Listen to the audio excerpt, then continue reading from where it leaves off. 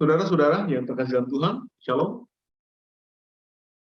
Hari ini saya mengajak kita untuk merenungkan tema, yaitu menjadi umat Katolik yang radikal. Para saudara, kalau Anda mendengar kata radikal, mungkin Anda bertanya begini, ini Romo benar bicaranya ini. Kenapa? Karena sejak tahun 2000, kata radikal itu mempunyai makna peyoratif, artinya makna yang negatif.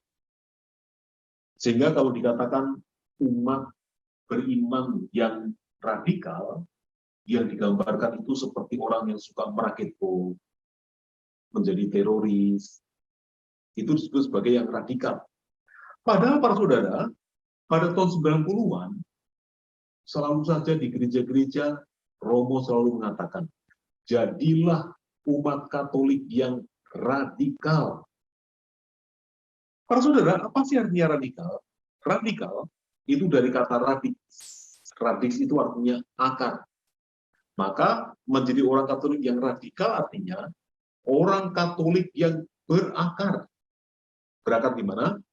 Berakar di dalam Kristus Yesus sendiri. Jadi kita mempunyai solid ground, mempunyai pondasi yang kuat di dalam Kristus sendiri. Para saudara, seperti apakah orang Katolik yang radikal itu? Kalau saya mencari contoh, contohnya itu banyak. Banyak umat kita yang imannya itu hebat-hebat. Maka sekarang ini sebenarnya saya sementara ingin menulis buku. Judulnya adalah Umatku Hebat. Saya bercerita banyak tentang umat yang saya temui, yang imannya itu begitu luar biasa. Nah, salah satunya yang akan saya ceritakan adalah, kalau minggu lalu saya bercerita tentang orang Jawa, sekarang saya akan bercerita tentang orang Manado. Para saudara, umat Manado itu berbeda dari umat-umat yang lain. Jadi mereka itu gampang ditebak. Kalau tidak senang, mukanya kelihatan. Kalau senang, mukanya kelihatan. Dan mereka itu memerlukan pastor berbeda dengan orang Jawa. Kalau orang Jawa itu dengan Romo itu sopan sekali. Berkah dalam Romo, sambil duduk gitu. Kalau orang Manado itu enggak. Mereka menganggap pastor sebagai teman. Nah, salah satu yang saya layani adalah, saya suka melayani di sebuah kampung yang kira-kira 1,5 jam driving dari Manado. Saya senang karena kampung itu terpencil sekali. Dan saya dengan ketua stasinya, kalau di sana namanya guru Jumat, saya itu seperti Tom and Jerry. Karena apa? Karena kalau ketemu itu bertengkar 3 kali, minimal 3 kali bertengkar dengan ketua stasi ini. Yang pertama adalah misa itu jam 9 dan jam 11 di tempat yang lain lagi. Tapi saya jam 8 sudah datang. Dan ibu ketua Jumat itu selalu marah. Pastor, ya boleh pastor datang begitu awal dan datang kok kurang 5 menit baru datang. Kalau jam 8 sudah datang itu merepotkan saya. Jadi dia dengan muka bersungut-sungut membuka gereja. Dan saya bilang begini, kan nggak perlu dibuka, saya bisa di luar kok. Dia jawab begini, lebih sesuai lagi, umat mau bilang apa? Ketua stasinya malas. Jadi ini pertengkaran yang pertama. Nanti kami bertengkar kedua lagi, ketika misa memulai jam 9. Dia bilang begini, pastor, misa jangan tepat waktu, Kak. Umatnya belum banyak ini, tunggu dulu, Buat. Nanti kalau misalnya ditunda, nanti pastor pulang, tak kasih bir ya. Gitu. Itu benar-benar begitu. Dia dengan pastornya itu seperti teman gitu. Masa pastornya dibujuk-bujuk mau dikasih bir seperti anak kecil saja. Tapi itu menyenangkan sekali. Dan saya mengatakan, ya enggak mau. Pokoknya jam 9 ada umat atau tidak, misa mulai. Dan kemudian nanti kami berdekat yang ketiga, kalau saya nanti mau pulang. Yaitu apa? Saya itu selalu nggak suka dengan uang jalan. Jadi mereka tuh ngasih stipend. Tapi stipendnya itu aneh. Kolektornya 300.000, stipendnya 1 juta. Ini yang aku nggak suka ini. Saya bilang begini, kalau kolektornya itu 300.000, ya maksimal itu 200.000 untuk saya. Gitu. Jangan terlalu banyak. Nanti kamu dari mana uangnya stasi ini? Lalu Ibu Stasi itu selalu marah dan begini, pastor ini loh, terima ucapan terima kasih sudah, kenapa kok mesti begitu? Tapi saya bilang begini, pokoknya kalau terlalu banyak, saya tidak mau melayani. Jadi kadang-kadang kami bertengkar 3 kali. Dan kemudian ketika misa selesai, biasanya saya akan kembali lagi jam 12 siang, untuk apa? Untuk makan raya. Orang Manado itu suka makan. Jadi biasanya kita diundang untuk makan, ada makanan apa namanya, yang namanya brenebon, ada yang enak-enak. Satu hari, ada orang dari kota datang ke kampung itu. Waktu itu ada saya, ada kepala desa, ada ibu jemaat, karena kami biasanya begitu. Setelah misa selesai, kami akan makan, dan kemudian bersama dengan kepala desa dan sebagainya, kita makan sama-sama. Dan orang dari kota itu bilang begini, Ibu lagi bangun gereja ya? Oh iya, karena gereja kami itu begitu jeleknya. Ya, waktu itu gerejanya kecil sekali, sehingga ya bukan kecil, besar, tetapi kalau kita misa itu lantainya masih tanah, karena belum selesai dikerjakan. Lalu juga kalau melihat ke atas, itu bisa melihat langit.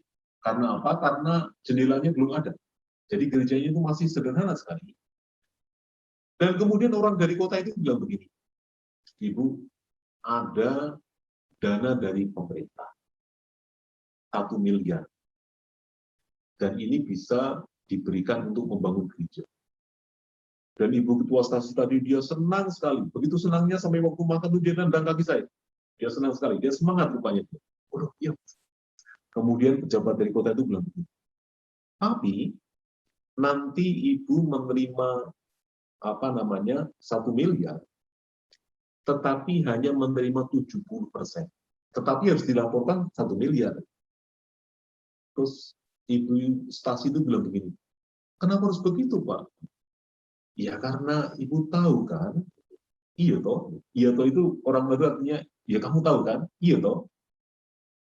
Dan kemudian Ibu Ketua Stasi tadi dia murung sekali, dan dia bilang begini, Pak, kita ini kan murid Yesus, masa kita di gereja, kita mendengarkan firman Tuhan, tapi kita korupsi, ya nggak bisa lah Pak. Jadi saya minta kalau boleh kami diberi uang 100 juta saja, tapi benar. Tapi Bapak dari kota tadi mengatakan demikian, wah nggak bisa begitu, ini sudah umum. Dan ketua stasi tadi, dia menangis dia. Dan kemudian mengatakan begini, aduh Pak, kalau begini caranya, saya tidak bisa, karena kita murid Kristus. Dan kemudian setelah Bapak itu pulang, ketua stasi tadi lihat pada saya dan bilang, Pastor diam saja, nggak ngomong apa-apa. Kalau saya bilang begini, mau ngomong apa? Kamu jawabanmu sudah hebat sekali, mau apa lagi? Para saudara, inilah contoh dari umat Katolik yang radikal.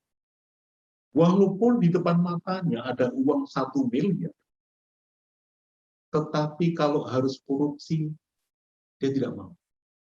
Nah, inilah contoh dari umat yang betul-betul radikal. Dalam arti imannya sungguh-sungguh mempunyai fondasi yang kuat.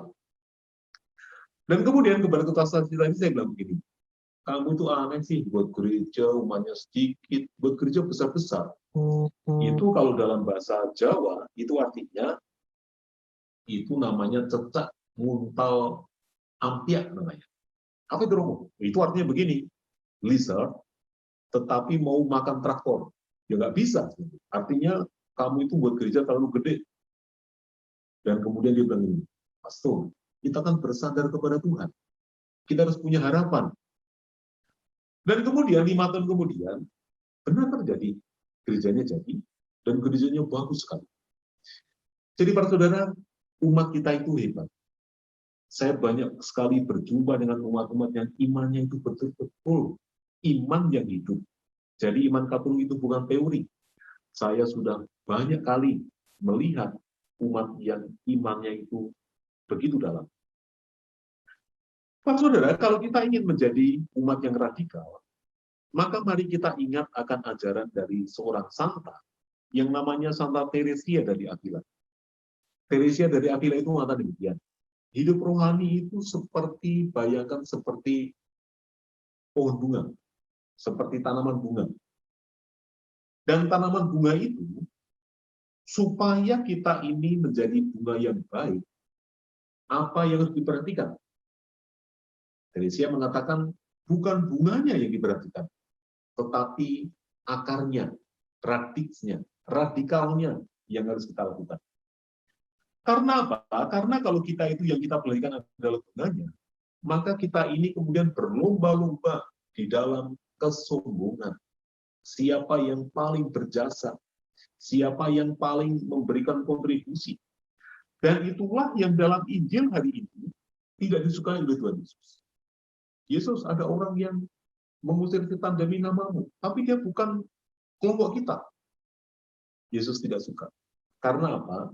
Biarlah kita ini di dalam berbuat baik, kita ini bekerja sama dengan orang-orang lain juga, yang walaupun imannya itu tidak sama dengan kita.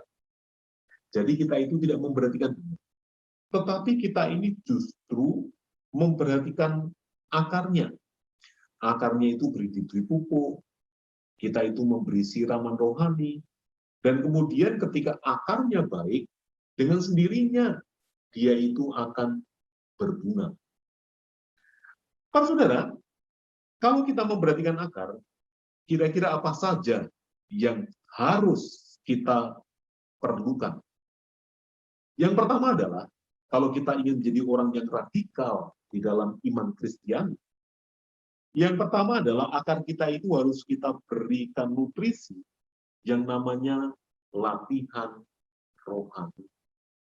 Latihan rohani itu artinya apa? Artinya kita berdoa kepada Tuhan. Itu artinya kita membaca kitab suci. Dan sebagai latihan, kita ini harus teratur. Jadi kita ini perlu mempunyai komitmen. Hal yang pertama itu. Komitmen yang mana? Yang pertama adalah, misalnya kita itu ingin satu hari kita ini meluangkan waktu untuk Tuhan 30 menit. Itu artinya dalam 30 menit itu, ya kita berdoa.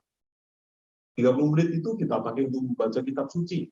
Sehingga dari hari ke hari, kita itu mempunyai latihan rohani. Bukan masalah panjangnya, tetapi masalah keteraturannya. Setiap hari 30 menit. Setiap hari 30 menit. Itu ibaratnya kita itu memberi pupuk pada pohon bunga kita, pada tanaman bunga kita, supaya nanti, pada waktunya nanti, kita ini akan bertumbuh dan berkembang. Yang kedua adalah, kita ini menjadi orang yang memperhatikan akar, kalau kita itu radikal di dalam tujuan hidup kita. Yaitu kita itu tidak akan berhenti dalam hidup sebelum kita itu sampai ke surga. Jadi kita ini betul-betul dalam iman kita mempunyai tujuan yang pasti. Dan tujuan yang pasti itu apa? Yaitu kita itu ingin masuk dalam kerajaan surga. Jadi ingin masuk surga itu kita niati. Kita memang betul-betul ingin. Bukan hanya nanti kalau kita sudah mati, tapi di dunia ini kita sudah mulai hidup di dalam nilai-nilai kerajaan Allah. Jadi kita itu radikal dalam arti kita ingin mempunyai tujuan yang pasti. Kita ingin masuk di dalam kerajaan Allah. Dimulai di sini, disempurnakan di surga. Dan yang ketiga adalah kita ini menjadi orang yang radikal. Kalau kita ini sadar akan pilihan kita. Para saudara, mungkin kita kurang begitu sadar, tapi sebenarnya hidup itu adalah pilihan-pilihan. Kita itu hidup seperti ada banyak persimpangan-persimpangan, di mana kita itu harus memilih. Dan pilihan kita adalah pilihan yang radikal. Injil hari ini sangat radikal sendiri, sangat radikal sekali. Jika matamu menyesatkan engkau, cungkilah.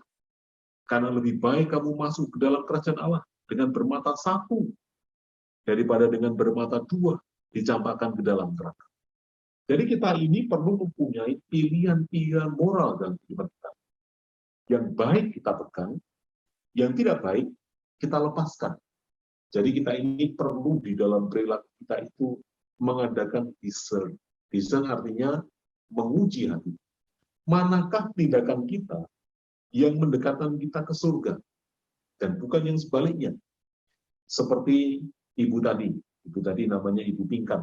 Ibu Pingkan tadi, walaupun dia itu bagaimana, walaupun dia itu di stasi yang kecil, dia sementara membangun gereja, gerejanya sudah 5 tahun tidak jadi-jadi, tetapi ketika dia itu diperhadapkan dengan uang, tetapi harus curang, tidak. Dia memilih untuk mengatakan tidak, dan dia lebih percaya kepada penyelenggaraan Tuhan.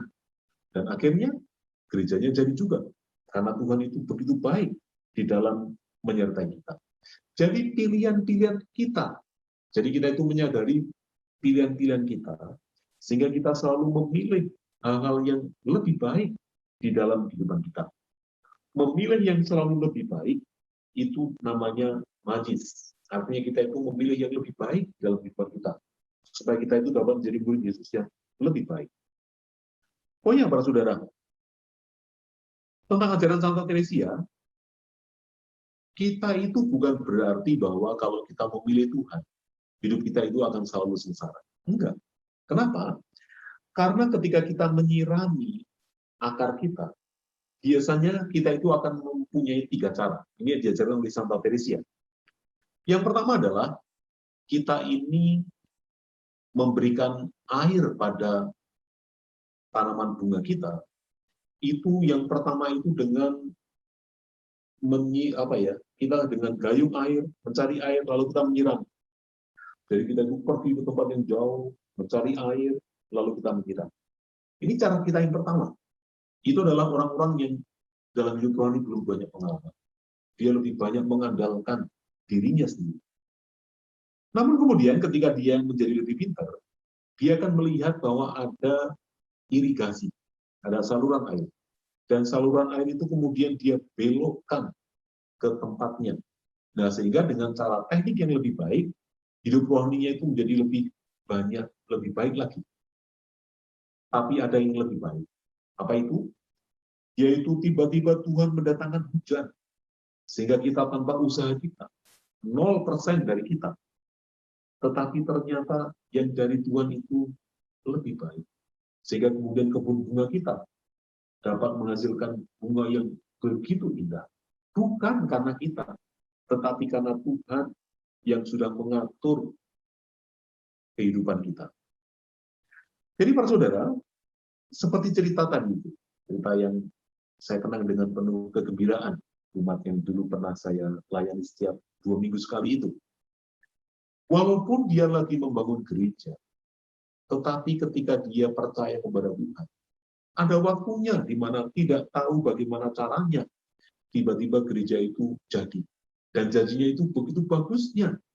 Dan kemudian ketika kita menatapnya, kita menatap gereja itu dengan penuh kegembiraan.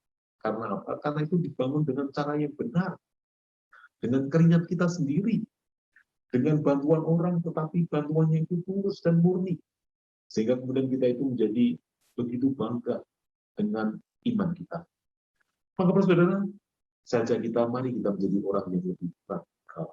Radikal dalam arti berakar dalam di dalam kehidupan rohani kita.